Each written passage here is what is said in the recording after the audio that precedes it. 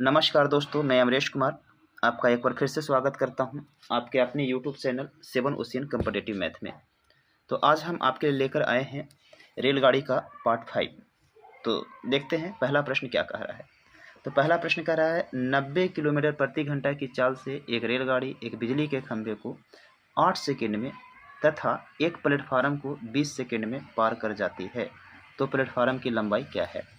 तो आइए समझते हैं इस सवाल को हम सोल्व कैसे करेंगे। तो देखिए, कभी भी आप पढ़े थे कि जब भी कोई रेलगाड़ी बिजली के खंभा को पार करता है तो कितना दूरी तय करता है, तो कहें सर सिर्फ अपनी लंबाई।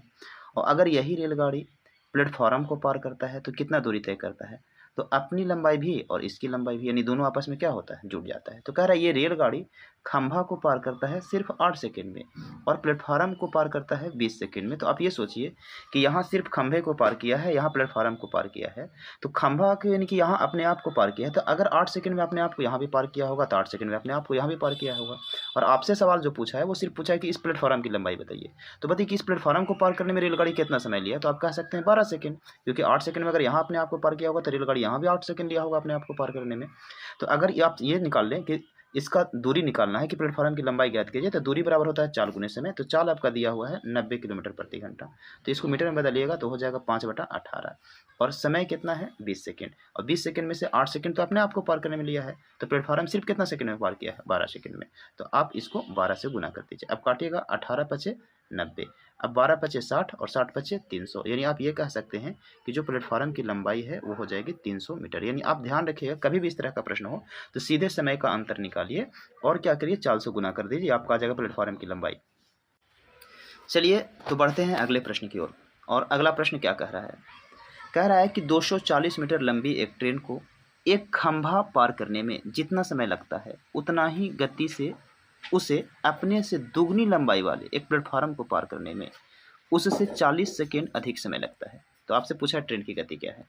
तो आप समझिए इस सवाल को। कह रहा है कि एक ट्रेन है जिसकी लंबाई है 240 मीटर और ये एक खंभा को पार करने में जितना समय लेता है, यानी कि मान लेते हैं टी समय लेता है।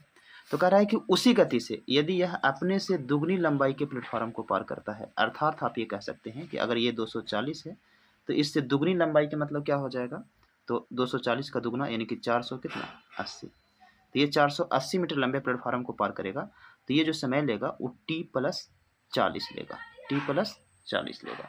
तो आपसे सवाल क्या पूछ रहा है कि बताइए कि ट्रेन की गति क्या है। तो आप बताइए कि चाल बराबर क्या होता है, दूरी बटा समय। तो सोचिए कि यहाँ जितना समय ले रहा है उससे ये 40 सेकंड अधिक ले रहा है। तो 40 सेकंड अधिक क्यों ले रहा है, क्योंकि ये दूरी ज़्यादा तय कर रहा है। तो आप डायरेक्ट निकाल दीजिए कि जो इसका स्पीड होगा वो क्या होगा, तो दूरी कितना ज़्यादा तय कर रहा है, तो 480, और समय कितना ज़्यादा ले रहा है, तो 40। बस ये आपका आ गया चाल। अब आपको चाल काटिएगा तो 4 से 4 कट जाएगा और 4 से 0 कट जाएगा, 4 से काटेंगे तो 12 बार में, यानी आपका उत्तर हो जाएगा 12 मीटर पर सेकेंड। आप इस सवाल को बस ध्यान रखिएगा, कभी भी ऐसा सवाल हो तो ये सवाल बहुत क्रिटिकल सवाल है, तो आप इसको अगर ध्यान से नहीं समझेंगे, आप देखिए यहाँ पर समझिए। पहले हम आपको फिर से एक बार समझाते हैं इस सवाल को। देखा जाए, देखिए यहाँ 240 मीटर लंबी ट्रेन है, समझिएगा, और ये 240 मीटर लंबी ट्रेन अब किसको पार कर रहा है, खंभा को पार कर रहा है। और कह रहा है यही 240 मीटर लंबी ट्रेन है अपने से दुगना लंबाई, तो दुगना यानी कि 480, यहाँ हो जाएगा 240 था तो ये 480 हो जाएगा। तो कह रहा है यहाँ जो समय लेता है टी उससे ही 40 ज़्यादा ले रहा है। तो 40 ज़्यादा क्यों ले रहा है, पहले ये सोचिए। तो 40 ज़्यादा वो इसलिए ले रहा है क्योंकि यहाँ 480 ज़्यादा दूरी तय कर रहा है, तो 480 ज़्यादा दूरी तय कर रहा है इसलिए वो ट्रेन 40 सेकंड ज़्यादा ले रहा है। तो आप बताइए ना कि चाल बराबर क्या होता है, दूरी बटा समय। दूरी 480 ज़्यादा, समय 40 ज़्यादा, तो 480 को 40 से डिवाइड कर दीजिए। आपका काटेंगे तो देखिए 0 से 0 कैंसिल हो जाएगा और 4 से काटेंगे तो 12 बार में कट जाएगा, यानी आपका उत्तर हो जाएगा 12 मीटर प्रति सेकेंड। चलिए दोस्त, तो बढ़ते हैं आज के हम तीसरे प्रश्न की ओर। और तीसरा प्रश्न ये कह रहा है 450 मीटर और 130 मीटर लंबी दो ट्रेन एक दूसरे के विपरीत दिशा में 20 किलोमीटर प्रति घंटा और 16 किलोमीटर प्रति घंटा की चाल से चलते हुए एक दूसरे को कितने समय में पार कर जाएंगे। तो देखिए क्या कहा है, कह रहा है कि दो ट्रेन है और एक की लंबाई जो है वो कितना है 450 मीटर, और दूसरा ट्रेन जो है वो विपरीत दिशा से चल रहा है जिसकी लंबाई कितना है 130 मीटर। और कह रहा है इसका चाल जो है वो 20 किलोमीटर प्रति घंटा और इसका चाल जो दिया हुआ है वो 16 किलोमीटर प्रति घंटा। आप कह रहा है कि ये दोनों ट्रेन एक दूसरे को पार करने में कितना समय लेंगे। तो आप क्या पढ़े थे कि समय बराबर होता है दूरी बटा चाल। तो दूरी कितना, तो आप क्या पढ़े कि जब दो ट्रेन एक दूसरे को विपरीत दिशा में पार करेंगी तो कितना दूरी तय करेंगी। तो ये 450 और ये 130, तो 450 और 130 अगर दोनों को जोड़ दिया जाए तो आपका उत्तर हो जाएगा 580। और इस चाल की चर्चा किया जाए कि चाल क्या होगा, तो 20 किलोमीटर और ये 16 किलोमीटर, तो 20 और 16 कितना हो जाएगा 36। लेकिन आपको बदलना है मीटर में, तो मीटर में बदलिएगा तो 5/18, 18 कहाँ चला जाएगा ऊपर।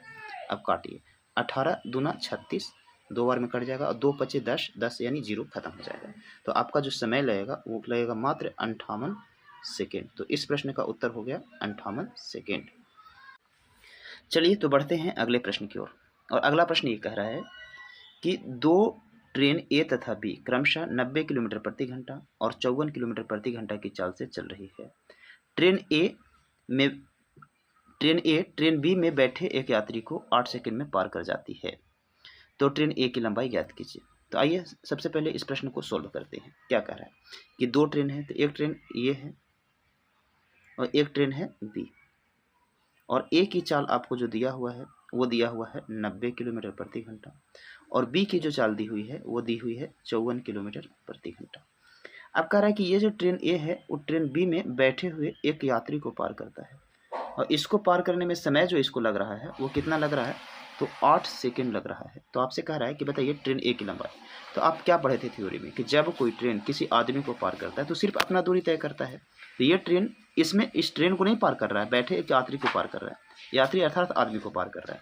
तो आपको अगर ट्रेन की लंबाई निकालना है तो आप फार्मूला लगाइए दूरी का, और दूरी बराबर होता है क्या, चाल गुने समय, यानी स्पीड इनटू टाइम। तो अब बताइए इसका स्पीड क्या होगा। तो दो ट्रेन जब एक ही दिशा में चलती हैं तो चाल घट जाता है। तो 90 में से 54 घटा दीजिएगा तो आपका आएगा 36 किलोमीटर प्रति घंटा। और इसको मीटर में बदलने के लिए 5/18 से गुना कर दीजिए, क्योंकि समय जो दिया हुआ है वो सेकंड में दिया हुआ है और समय कितना दिया हुआ 8 सेकंड। अब 18 से काटेंगे तो 18 दूना 36 और 5 दूना 10 और 10 8 कितना 80, यानी इस ट्रेन की जो लंबाई हो जाएगी वो कितना हो जाएगी, तो कहेंगे 80 मीटर। चलिए दोस्त तो बढ़ते हैं अगले प्रश्न की ओर। और अगला प्रश्न कह रहा है एक 150 मीटर लंबी ट्रेन विपरीत दिशा में 18 किलोमीटर प्रति घंटे की चाल से चल रहे एक व्यक्ति को 6 सेकंड में पार कर जाती है। तो ट्रेन की गति किलोमीटर प्रति घंटा में क्या है। अब समझिए इस सवाल को। ये कह रहा है एक ट्रेन है जिसकी लंबाई दी हुई है 150 मीटर और कह रहा है एक आदमी है, ये इस आदमी की चाल दी हुई है 18 किलोमीटर प्रति घंटा और ये आदमी इस ट्रेन के विपरीत में चल रहा है। अब कह रहा है कि ये रेलगाड़ी इस आदमी को 6 सेकंड में पार कर जाती है।